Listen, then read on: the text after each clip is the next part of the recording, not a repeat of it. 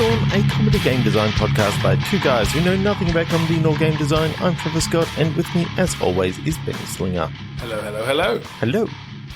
What are we going to do tonight, Ben? I think we'll start with the game we've been playing for the last little while, which is where we take words from what3words.com. This is a site that has split the world up into 3 meter square increments. Each of those increments is given 3 words. It's a very useful tool for a lot of different reasons, but we use it as random prompts for game designs, the most frivolous of reasons. Definitely. So, Ben, I'm going to ask you, what 3 words? Okay, coming to you from the middle of Brazil.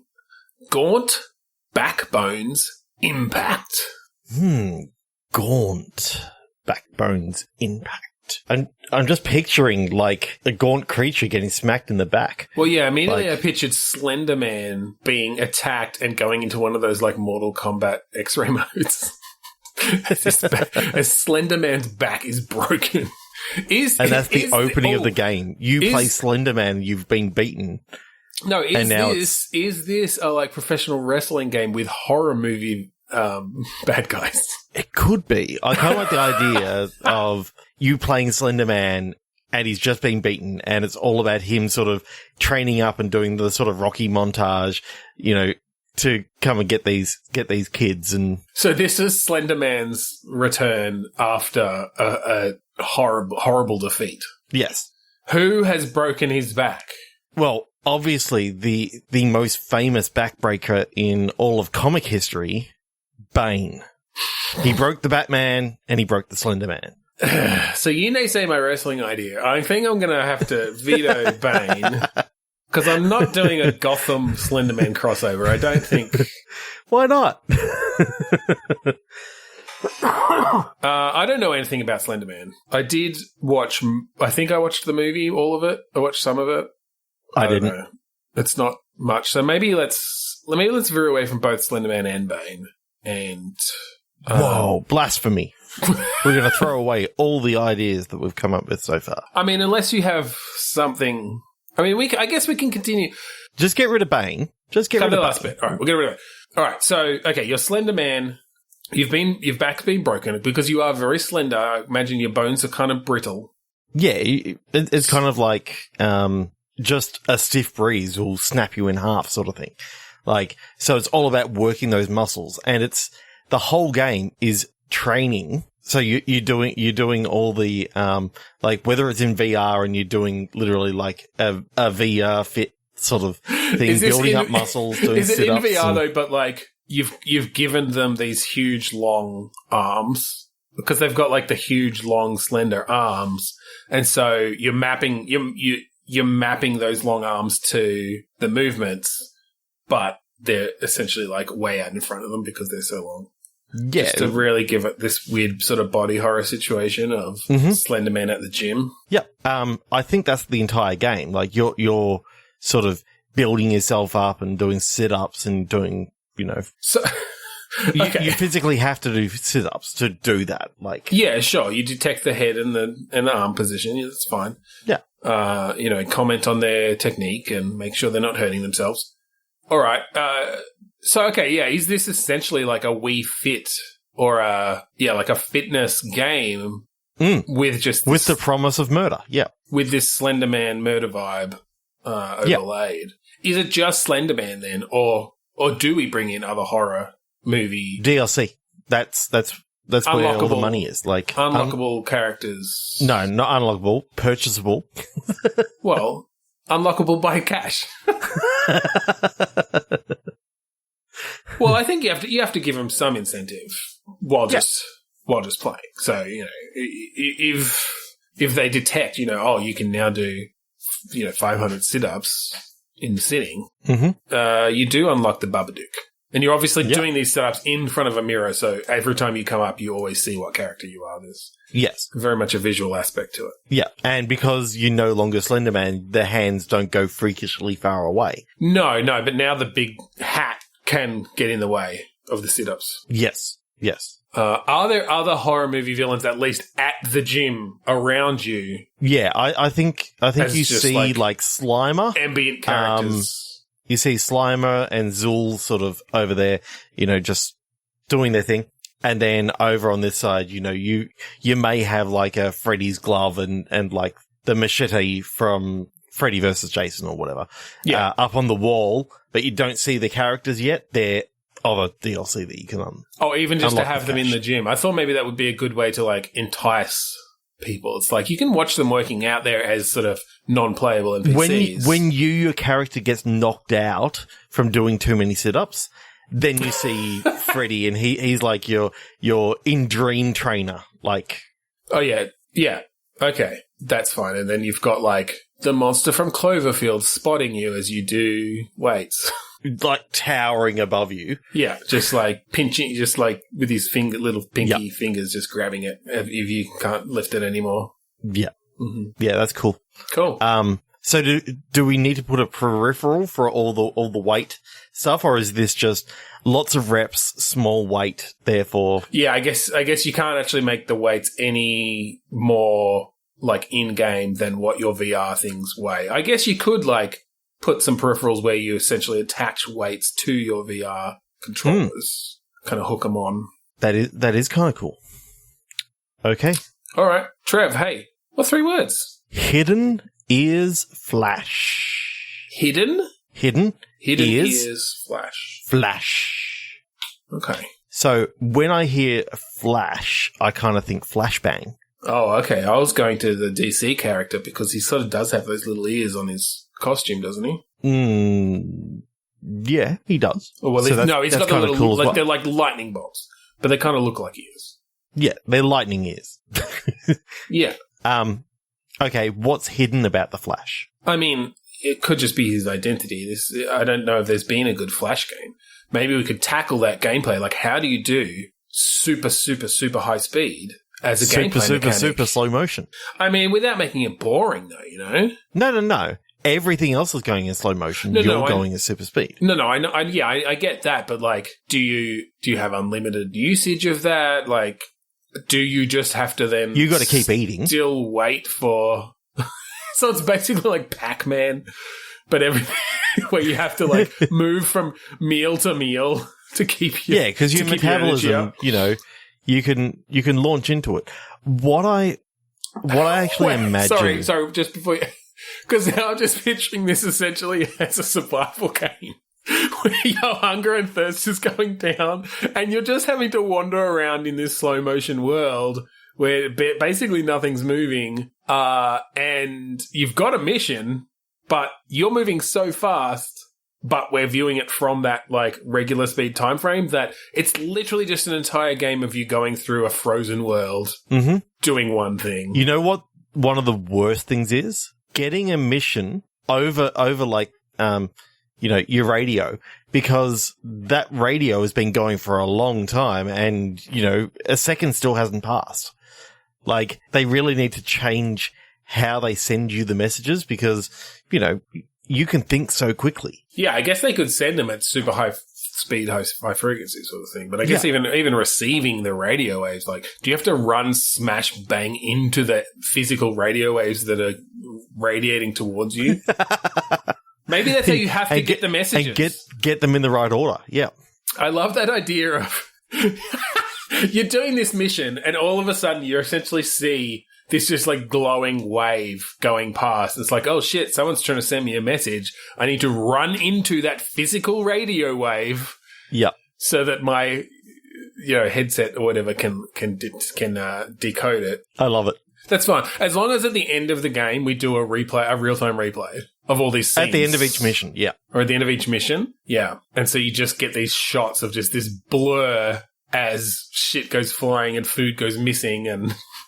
I'm just imagining that, like, you can cause so much issues. Like, you open up a door and you open up really quickly and that just sort of sucks papers into the air. So you start seeing the papers sort of leave the table and all this sort of stuff. Like, I actually kind of love this then as it's not an action game. This is a introspective kind of very isolating experience where you as the Flash have this mission to do.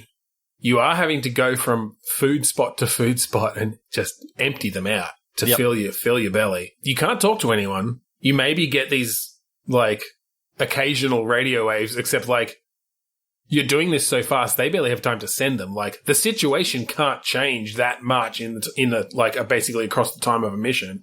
And so it is very much this, I think there's, like, an internal monologue going as you go around and, like, explore things. It's almost... Oh, yeah, and he's sort of going, this is an incredibly lonely life because no one can talk as fast as I need them to because I'm the fastest man alive and it takes them 17 seconds to say something.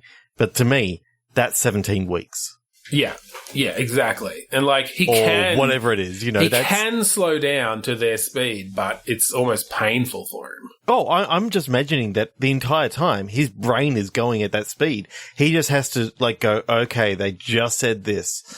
Yep, I'm like kind of hearing it now. Syllable by syllable. I was like, oh. Yeah, these elongated syllables. Yeah. It's like, that's... fuck. So Get on with it. So I'm picturing there's one mission, which is literally just the entire mission takes place across like 3 sentences during a Justice League meeting. And it's just him in his head. And he might go off and he'll get some food and he'll come back, just like catch the end of that word. Okay, thanks, Batman. Go off, you know, go to the toilet. And then they get to the end of it, you've foiled the thing and it's like, done. Yeah, this is all about how the Flash is actually the only one needed because he can go so fast. Like, you can't actually fight against that. No. There's no way you can see him coming. But literally, because he gets so bored in doing stuff, you know, side quests are what he kind of does the majority of because he just goes off and just... It's like, oh, this person's still getting out of the car. Okay, I guess I'll go get some food and come back. No, look, 2 legs are out now. They're just standing up. Yeah, they finally get out of the car. They've, like, pulled their, you know, they're starting to pull their mask on to rob the bank or whatever, and you just come up and, like, flick them in the head. Knock them out. Like with and the then speed you go of back up to Justice League Tower think of a flick at that speed, like how much force is being put into that one spot on their head. Like, he has to be careful not to just, like, puncture them. He just decapitates the first guy he comes across and like, oh, shit. Well, it's like that the scene at the beginning of The Boys, right? With what's himself just turning her into mist. He has to be really careful. Yeah. Do you have to be careful then? Do you have to, like... You're just, like, running along like a normal video game protagonist, but, like, if you hit a bystander, do you just, like, go straight through them and you've left this mist behind you? I kind of like that idea. Thing is, you're going so fast that you shouldn't even be distracted, but... No, I know. If your brain's working that fast. Again, I'm just picturing the replay at the end where you just show these shots of Hitman style. You're going through, and it's like, oh yeah, this particular mission only took you 3 seconds, even though exactly. You know, and it was sort of like the guy comes out of the toilet and then gets misted, and then you run off. You just see this red blur, like, going down the street, ducking into every restaurant, occasionally accidentally misting a pedestrian, if you're not careful, if you're not playing well enough. And then, eventually getting to the bad guy and just, like, flicking him in the head and his head falls off. That's fun. But then, that whole mission was you with your internal monologue, like, really thinking things through and having to do survival aspects, finding food, avoiding people. Yeah. Love it. Yeah, that is absolutely insane.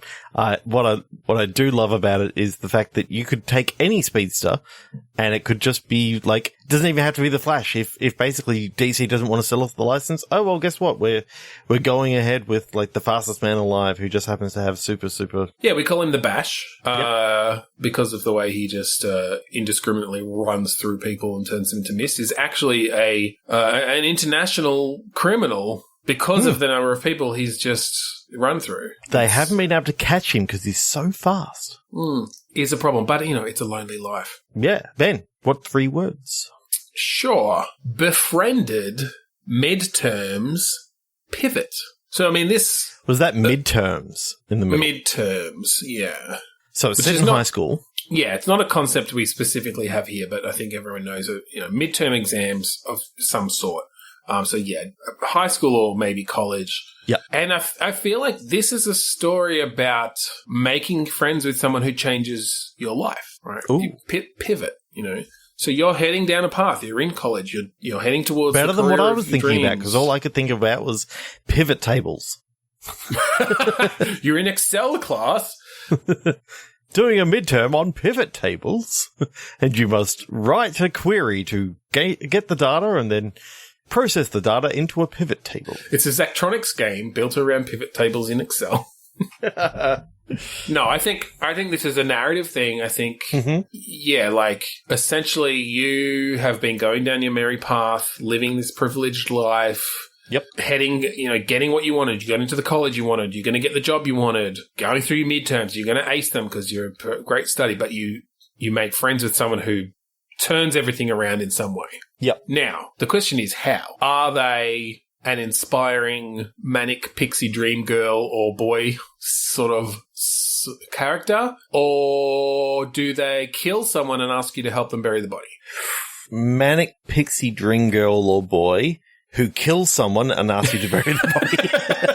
I kind of like that twist, though, actually. Yeah. I kind of like starting with one, and it's this classic kind of trope of, the person who doesn't care about anything, and they just flip from one thing that they love to the other, and they're so inspiring, and they're gonna, you fall in love with them, essentially, immediately, because... And they knock on your door one night, and they say, I've had an accident. And it's like, are you all right? It's like, yeah, I'm fine, but the guy hit... Did you break your ukulele? Yes, over someone's head and shattered their skull. And can you help me put this through a wood chipper, please? And it's that I'm picturing the trailer now, and it's sort of how like whimsical.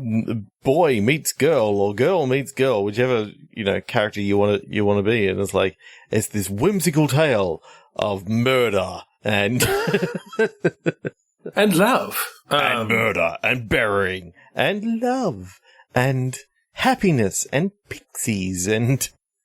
I could see a dark comedy, though, in that way. Like, yeah, having that twist, but then still falling in love with them, across the course of disposing of this body. And look, you make it that the guy deserved it. It's almost certainly a guy. So you don't feel too bad about the guy they murdered. Yeah. And, but yeah, they're trying to get away with it and you're helping them. Okay. So how does this play out, I guess? Because I could see this as a movie screenplay.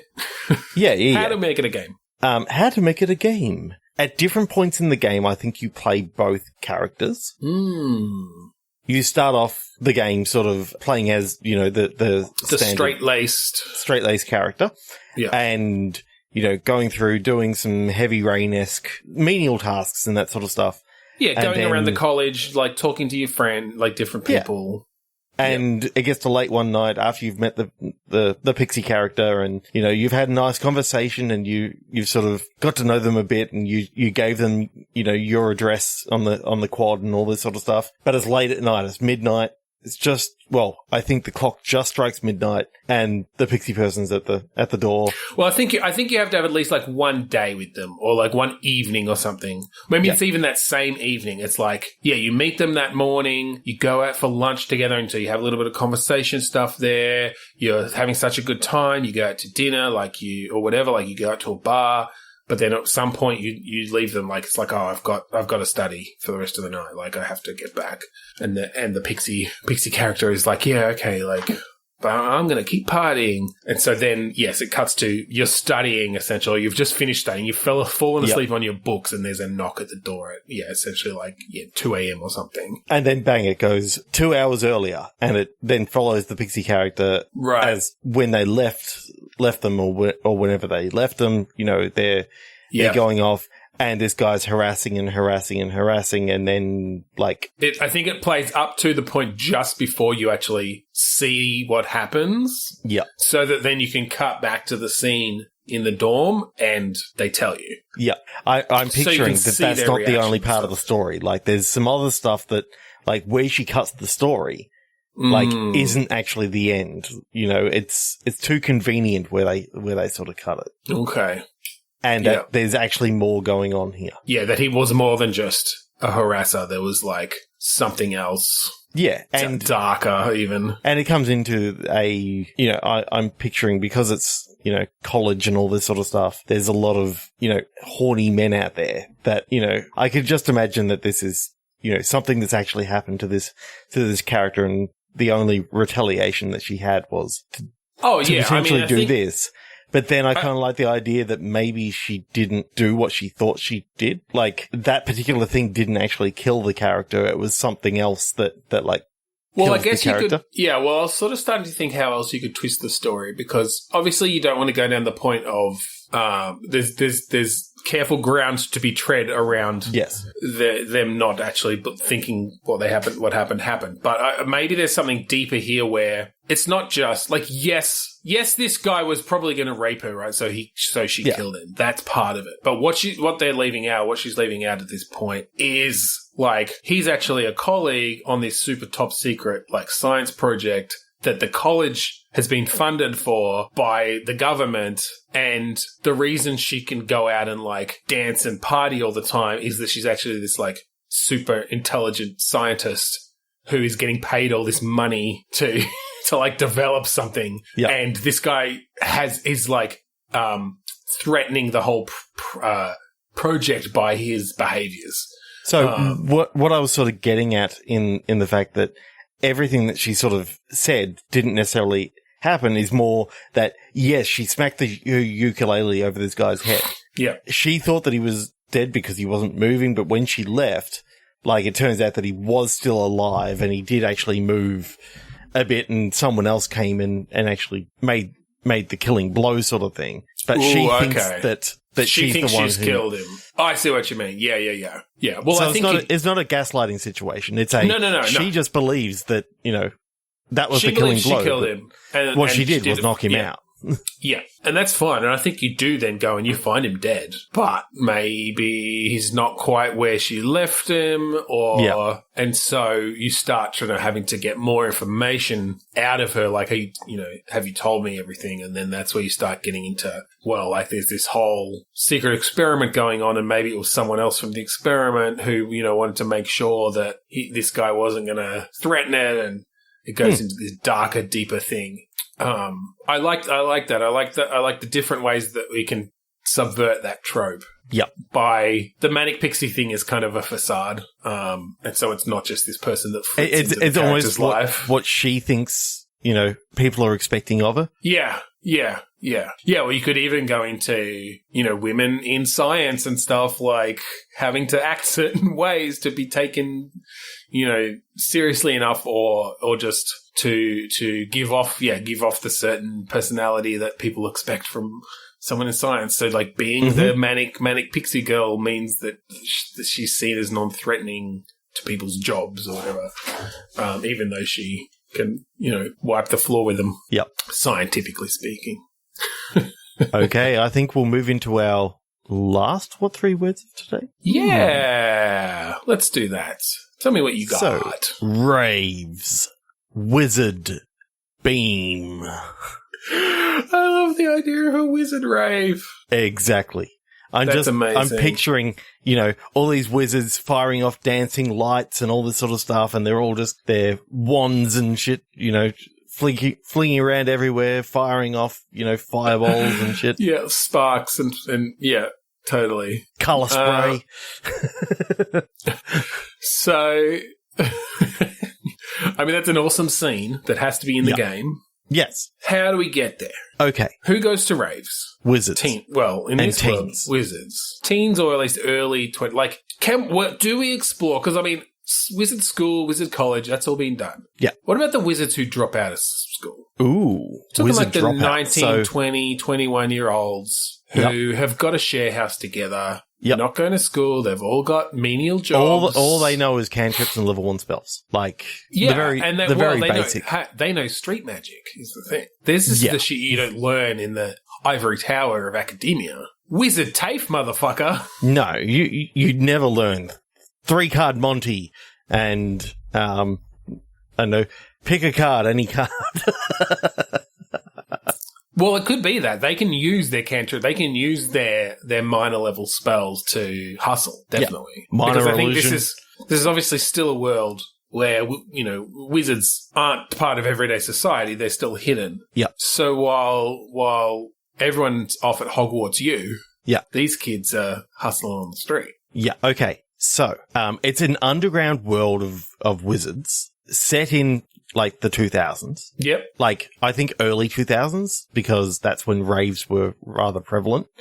Yeah. I'm just picturing some of the, like, I never went to a rave. You never went to a rave. Well, I don't think you ever went to a rave, but I think. Oh, I used to rave no, I haven't been to a rave. From what I hear, there's a bit of a drug culture there. There's a bit of other stuff sort of going on. I'm picturing that your character is sort of wanting to go a little bit straight-laced or straight edge sort of thing. Not get drunk, not have drugs. But then some of his friends are sort of getting into some of the wizarding drugs sort of thing, and they. Yep. One of them turns into a frog, and then, one of them turns into a little fairy, and then, turns back again. And these are wizard drugs. It's all transmutation and shit. I like that. Mm-hmm. I like that your character doesn't want to take drugs, but is your character selling drugs to the university students? I kind of like not, but groupies. I think one of your roommates is of the share house. Okay. I do like the idea of having this drug culture going on there, and yes, and it's a trope around, the townies or whatever, or the street kids being the ones who, in the drug trade and selling to the privileged university kids or whatever. But I think we can lean into that a little. Ooh, I'm kind of picturing that, this wizard share house, like whenever they hold a rave, they're like inviting all the local townie kids along who are, all non-magical folk, because I'm refusing to say that. No, we're not. We're not actually setting it in Turfy McTurfison's world. No. So what I think is that, the non-magical folks sort of come in and they're all amazed by, the pyro and. Right. But they think it's actually just a way to sell your drugs up better, because they're like, oh, the drugs are never as good as when we go to that one rave. Exactly. Down on, Jackson Street. Yeah. So. That's sort of what normally happens. What I'm kind of picturing is that at one of these raves, someone has spiked your drink or something like that. You've sort of gone on this trip, but then you found out that one of the local non-magical kids has gone missing. Okay. And you have in your sort of, in your drug-fueled haze, you remember seeing this kid, and you were fighting against each other sort of thing. So. Oh, so is there some suspicion that it was you? There's some suspicion that you've used your magical powers that, you don't really have many spells that could actually do anything, but you kind of remember, saying something and pointing a wand or something like that. And now this non-magical kid you could have turned him into anything. You could have transmutated him into, a cup or into, an umbrella or something like that. Just something crazy. Yeah. And then it's all about, trying to... Is this then you having to go to, one of the professors at the Wizard University to get help or something, and sort of playing with that dynamic? You've got to go back to the university and talk to one of the professors, and it turns out that it's one of your parents. So you've been a dropout from a... Yep. Magical. Okay, and that makes sense why you might go there too. Yeah. So essentially you're having to come crawling back in a way to one of your parents who, you've disappointed, to say, look, I need help because something magical has happened here and I don't know how to unravel it, essentially. I like that. And then is it kind of it's a bit of an investigation then, I guess. It's a bit of a tracking down certain things. They give you tools in some way to, okay, go back there, cast this. Okay, I'm going to have to teach you because, you dropped out of school. It's basically the Wizard's Hangover. Yeah. Yeah, we do hangover games very often. But yes, it's essentially a wizard hangover murder mystery. Or not a murder, but... Yeah, transmutation mystery. Transmutation mystery. What I do kind of like is not that you don't know not that you don't remember. I think things do come back to you, but because you weren't involved in the next things that happen, it's sort of it's almost the mystery of you having to track down, who stole the cup that you actually turned the kid into, and, you know, you track it down that way. Okay, so maybe it's not all about just what did you turn them into, it's getting them back as well and helping them. Yeah. And I think we've set up some relationship with this kid beforehand, at least in a basic way, so that there's some stakes. Yep. Are they a like university kid? Are they someone who is, you know, a bit of a douchebag, upper class kind of thing? Or no, I think they're kind of like the equivalent of you in that other group, sort of like the kid in the other group who's not wanting to get into the drugs and not wanting to sort of partake in anything. I guess I'm just wondering how many other people are searching for them. Like, has this gone noticed that they've gone missing, or are they more of a you know, living on the street? No, not on the street, but like living rough. You know what I mean? Like, they're not going to be as noticed that they're missing. Maybe they come from a working family where, you know, if they're gone for a day or two, their family's not going to think anything is wrong. Mm-hmm. Yeah, I kind of like the idea that the parents come into it, the kids' parents, and depending on how things go, you may end up revealing to the world that magic actually does exist. Oh, geez, those are big stakes. Yeah, because basically, if you don't, you know, switch this kid back out and then get him the help that he needs to forget what happened. Do we have this whole thing leading up to a bit of a I am Iron Man moment where in front of the news cameras and everything, you turn him back into himself? Yeah, I kind of like that idea of it's been threatened the whole time, and that's how it actually ends, is that the world now knows about magic. Yeah. Yeah, I'm almost thinking like they're about to declare him dead or something, like that they're never going to find this kid. The parents are teary, you know, but it's the friggin' thing in the dad's pocket that he's been carrying around this whole time, and this is your last chance to make everything good. So turns out that you turned him into the watch, and the dad picked it up at the crime scene and has been holding it the entire time. Yeah, or something like that. Yeah, it looked just like the watch that he had, but in reality, what you've done is you've turned him into the watch. And yeah, that's fun. That's cool. Okay, we are going to move into something that we haven't done for a good, 15 episodes or so. And we're going to have a look at some movies and turn them into games. We're going to take some random movies from a random movie bot that we have.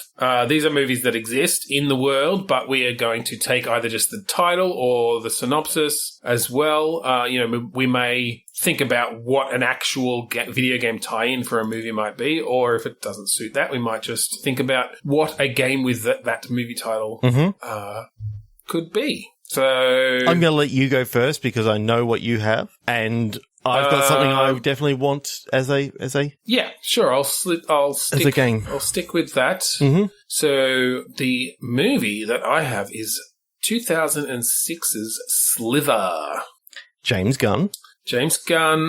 A small town is taken over by an alien plague, turning residents into zombies and all forms of mutant monsters. I don't have a fantastic memory of this movie. I've got a pretty good memory of Michael Rooker coming across the alien, getting it turned into the alien / Michael Rooker hybrid.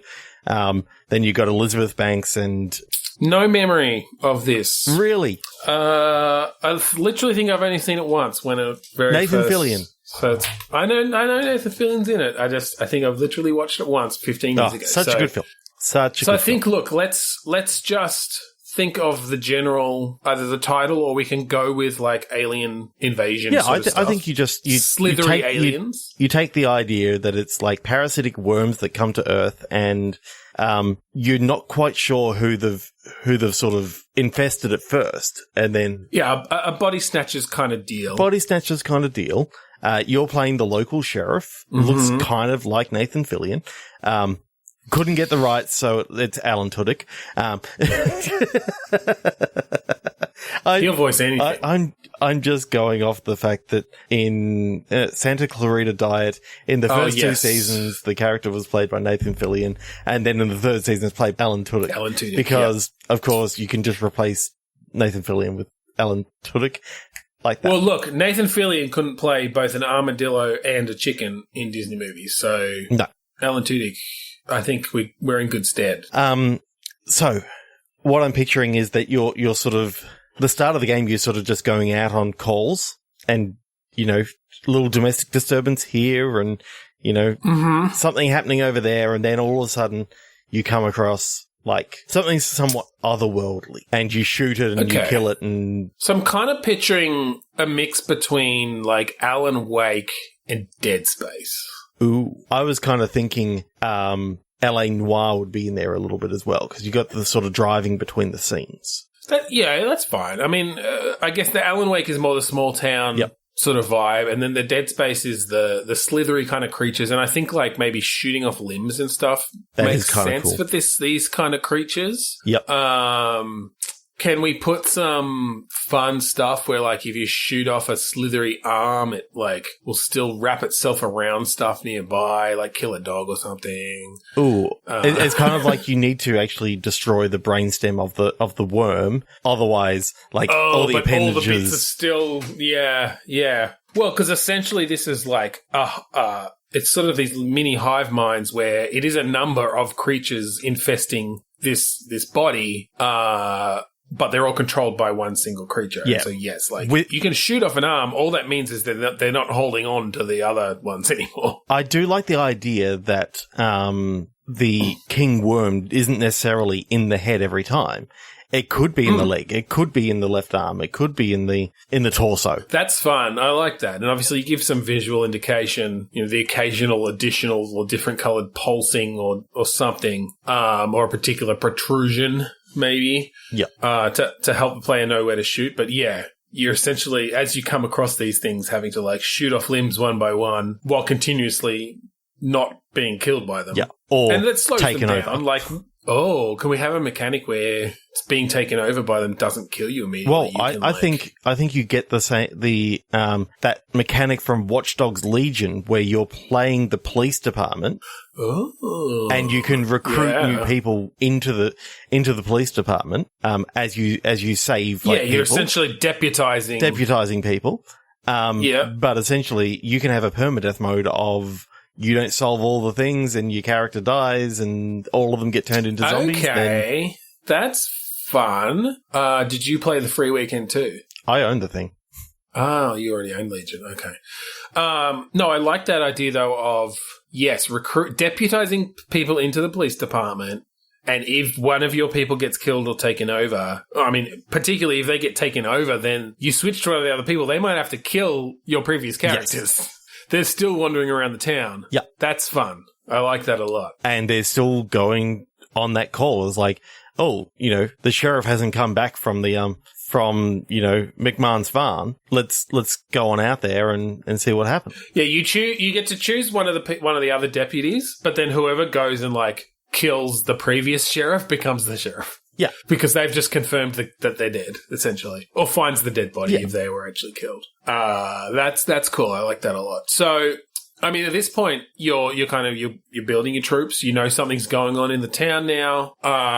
There's a story going on in the background where, government scientists are coming in and they're trying to keep everything sort of under wraps and well, that's it. I'm trying to think of much. Like what's your main quest path through to obviously the end goal is destroying whatever is creating these things and cleansing the town of it. But yeah, I think some of it comes from, hey, there's shifty government agents in town. All right, there's a bit of a quest line where you meet up with one of them and get to know them, and they tell you a little bit about what's going on. Maybe they recruit you to then have now you've got better weaponry or whatever because now the secret government agencies is helping you out. That's really cool. That's fun. And then, yeah, obviously, probably ends up with some sort of big... Oh, I like the idea of... And I don't know if Legion does anything like this because I did only play the free weekend. That the big sort of end battle is based around how many people you've got left in that you've deputized in this town. Yeah, I don't know whether that actually happens. I never finished the game. Yeah, but I like that for our game where the end battle is this huge thing where there's going to be tons of casualties. And so you are just like flicking between all these different people as they die and as you whittle away at this like fucking queen beast thing. And depending on different quests that you've done, they've all got different weaponry and I love it. And then it can play out in different ways. I like the idea that you could potentially just have one person left who's leveled up a ton and still beat them. Or like has the equipment in some way, or there's a particular strategy where you literally can have one person left. They're now the sheriff. They finally take out this fucking creature. And the town is saved. Yeah. Except for all the dead. Except for like 99% of the population who died. Yep. Cool. Give me a movie, Trevor. Okay, this movie is from 2018. It's called Anon, and it's set in a near future world where there is no privacy, ignorance, or anonymity. Our private memories are recorded and crime almost ceases to exist. In trying to solve a series of unsolved murders, our main character stumbles upon a young woman who appears to have subverted the system and disappeared. She has no identity, no history, no record. Our character realizes it may not be the end of the crime, but the beginning. Known only as the girl, our character must find her before she becomes the next victim. I think I've seen this, but I don't have a memory of it. But that's okay. This is interesting considering we were just referencing Watch Dogs. Yep. Since obviously that's a somewhat similar kind of surveilled world. Yep. But obviously not to this degree of everybody being of law enforcement essentially being able to see what you've seen. Yep. I've definitely seen this movie. I have not, so I feel like watching it again because I don't actually remember it, but it's got a cool premise. So I think that the premise is cool. I think it's ripe for gameplay, gamification. Yeah. Yep. Just in the fact that I don't know what happens in this movie, and so therefore I'm not going off of that. I'm going off of this synopsis here. Let's just go off even just the base premise would probably be. I think the unsolved murders, they all happen to be maybe unrecorded individuals. So all the murders, normally you'd be able to just look into their brain and pick up the memories. Essentially see their last. There is no memories here, and it's like, why are these people all of a sudden coming out of the woodwork?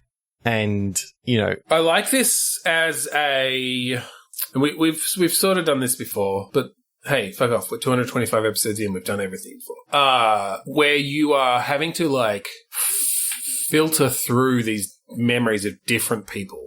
Like, a murder has occurred in this place. You can't go into the victim's memory because they're an unrecorded. Yeah. Ooh, but I do like... There were other people around, right? So it's like,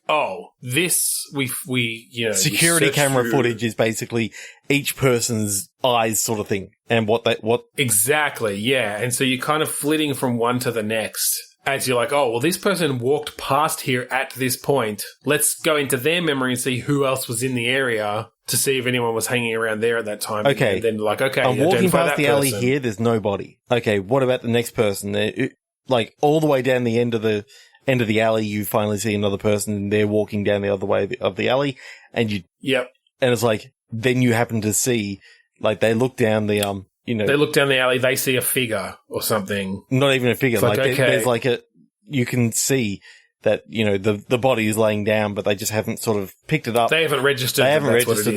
Themselves, but that's what you as the cop are looking for. Yeah. So you're like, okay, so the body was at least left here, or the murder happened between this time and this time. This time and this time. And then, as you come back, you actually notice that there is someone running away as you've sort of entered the alley. So I like the idea then of switching back and forth between the kind of futuristic computer view where you're like almost Minority Report style, moving around different memories that you're looking through, being able to make connections. But I think there's maybe some process required sometimes to get someone's memory. So it's like, okay, we use these memories to identify someone. It's like, we need to get this person's memory. All right, now we're going out on the street. Now we go and track them down because we have to get it physically or something. In what you just said there, basically one of the people walking down the alley is a restricted memory. Yeah. So it's because they are of a higher elite status sort of thing, in the fact that, you got the sort of the 1% who happen to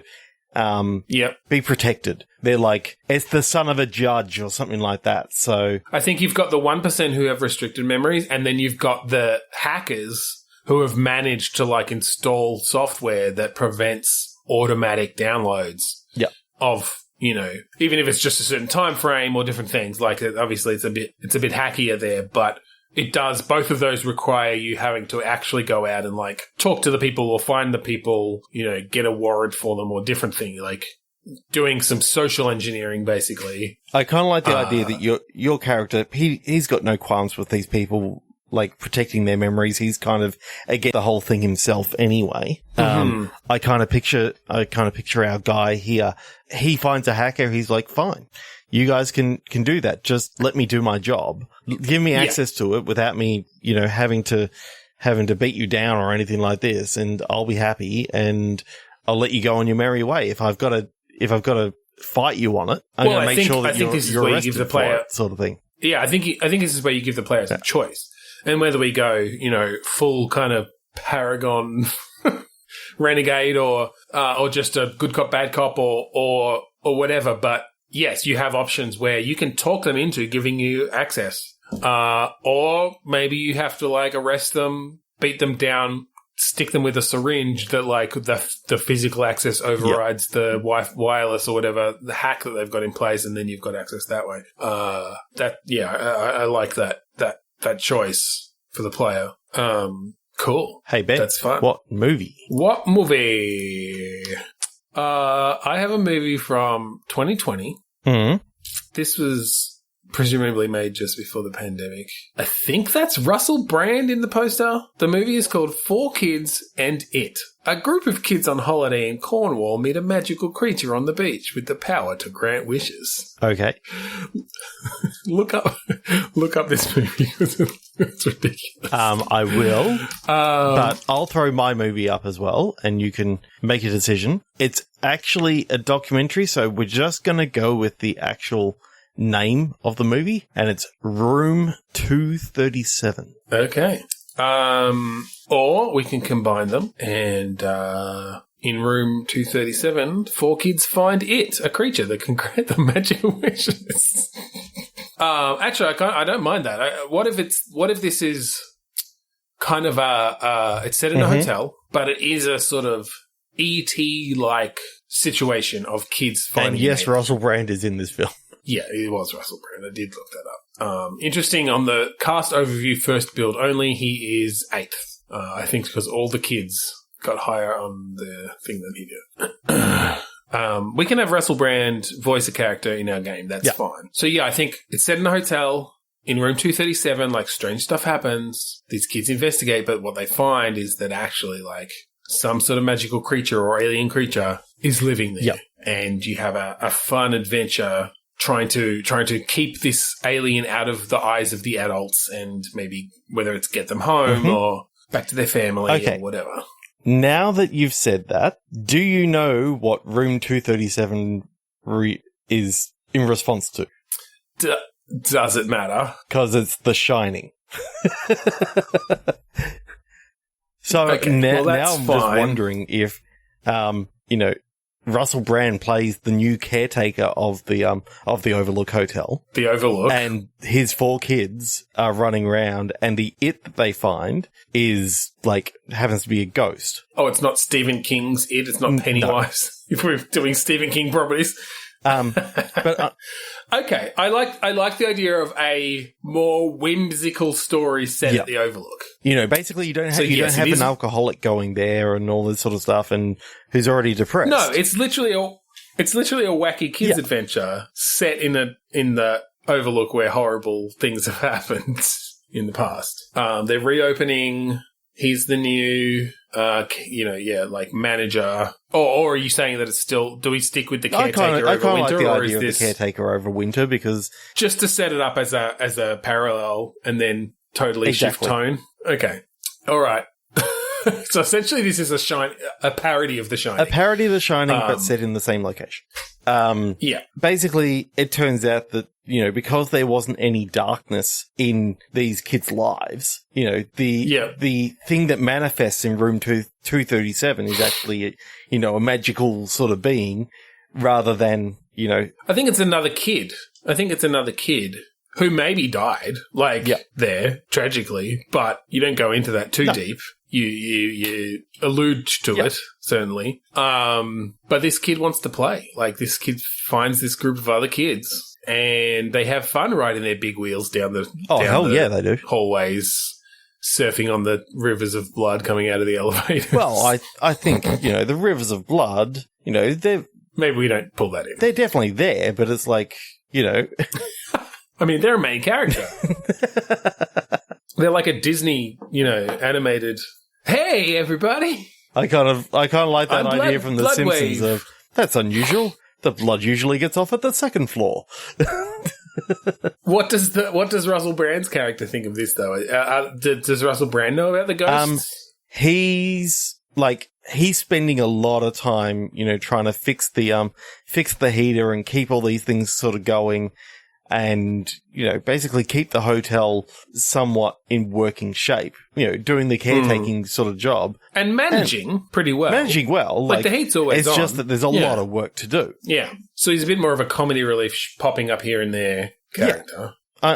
I'm picturing, at certain points of the game, you could have like the old Scooby-Doo running through the hallway where, they enter in different hallways. Definitely getting Scooby-Doo vibes. Yeah.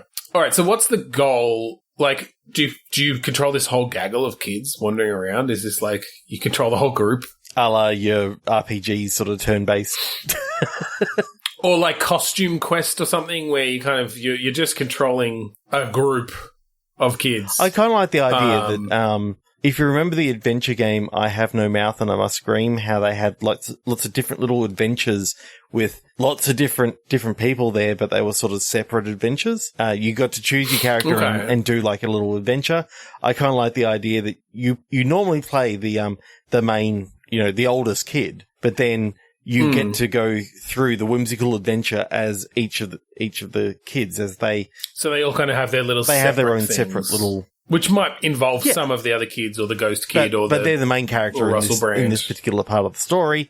And, then you can have some fun we can split it. Like, they go through this thing and whether we can sort of twist it a little bit and, have something a little bit dark just off to the side that just, it's all kind of squeaky clean. I mean, we said it in the Overlook and they meet a dead kid. I think we've definitely got something dark off to the side. Yeah, but even during the things, they're kind of sickly sweet, but then just a little bit of a tinge of salt just off to the side. They come along and they find a mirror and painted on the mirror is murder.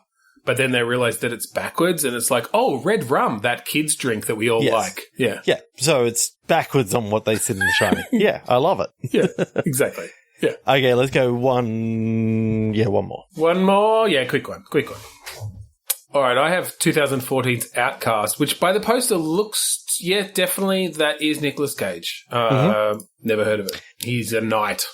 No, he's a warrior of some sort. Okay, he's a knight/warrior, but in this, his private journal is accidentally published and he becomes like an A-lister sort of within the kingdom. So he was an outcast, but now he's like the big... sort of, I'm thinking he's almost like a bumbling knight who's now been turned into like the knight of knights. Sorry, I'm sitting here trying to guess what movie you got, and I can't. It's Disney's Read It and Weep. A young girl turns into an A-list celebrity overnight when her private journal is accidentally published and becomes a bestseller. Cool. Well, I certainly never would have gotten that, but okay. I like that. This bumbling knight's private journal about how he just wishes he could fight as well on the battlefield as, Sir Brings-a-Lot, but, he just doesn't have the chops for it. But he writes so eloquently and so from the heart that when it gets leaked to the town crier... He tells of all these things that he's supposedly done, when really it was actually Sir Brings-a-Lot who did the majority of the heavily... Oh, right. He's talking about... Yeah, he writes them as sort of in first person. A fantasy of himself doing it in first person, yeah. And then, so Brings-a-Lot is essentially the antagonist then trying to bring him down, but the public is already, throwing themselves at him. They won't believe anything about him until Sir Brings-a-Lot tries to find some proof. So, the question is, do we play Sir Brings-a-Lot? And so, From a gameplay point of view, that would make more sense because it's actually hard to create gameplay for a knight who's shit. So what I'm thinking is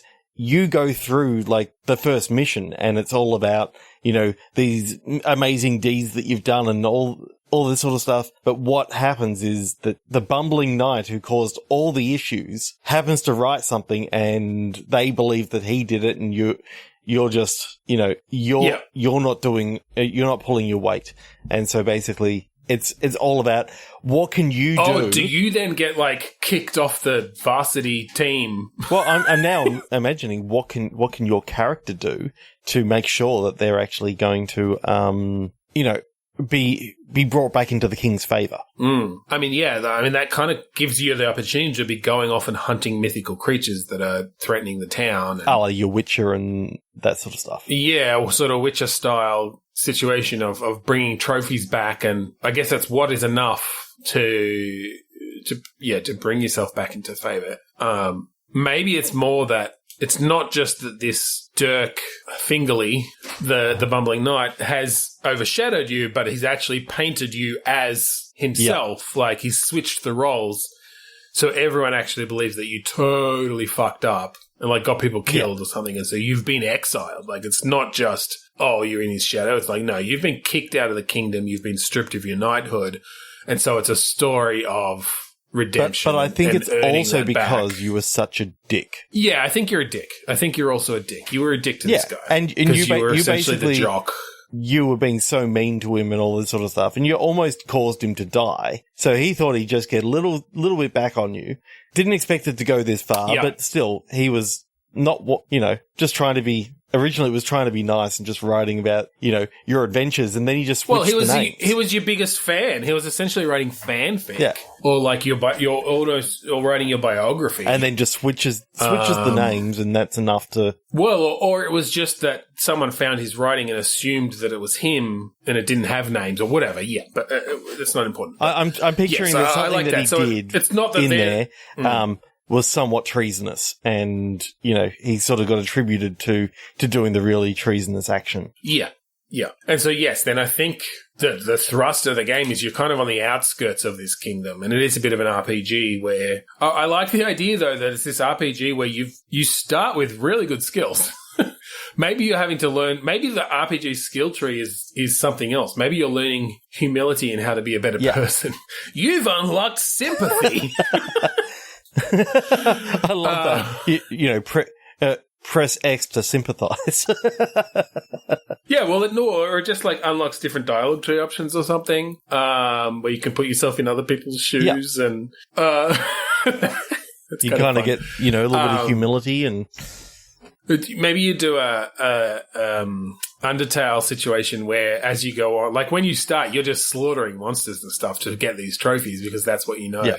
But by the end, you're like talking over their problems with them. Well, you realise that bringing them over to your when you side. sympathise with the monster, and it's like, oh, they just look ugly, and you know, in reality, all they're trying to do is get food for their young. Yeah, and that's what it comes down to. Like, I kind of love that. I don't know how you do the roles based on those sort of stats, but I like that idea that you are moving from this gung ho fighting knight jock to be a more sensitive person. And yes, by the end, you're not actually killing monsters. And the way you get back into the kingdom is by, you know, leading a protest of the surrounding peasants who are all like, stop killing monsters. Like, they're just trying to live their lives. But I like the us. idea that you no longer want the role of the lead knight. You just want to be recognized back in the kingdom, and you know, because you've started a non-profit to save the monsters and the environment. Yeah, there's just something about if you could spin that into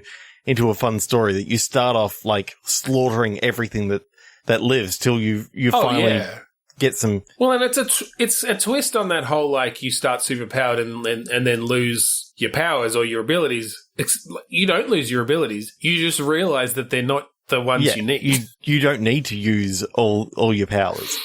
And then we twisted in the last boss battle when you haven't been practicing all your fights.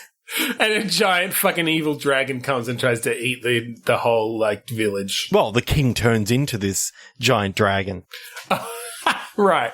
The king turns into the giant dragon. The whole time they were this sorcerer, and you can't kill them, and they won't listen to you, and you die. Yeah. But you die a martyr, so... The non-profit goes on for years. The peasant, yeah, and everyone comes and attacks the dragon on your behalf, and... Yeah. Of course they do. I love it. So do I. Okay. All right, I think we're done. I think that's the end of an episode. End of an era. This episode. Well, no, because next episode is just going to be more of the same. Well, so we're still in this era. First, 225 episode era. Oh, that's true. That's true. At 450, we'll have another.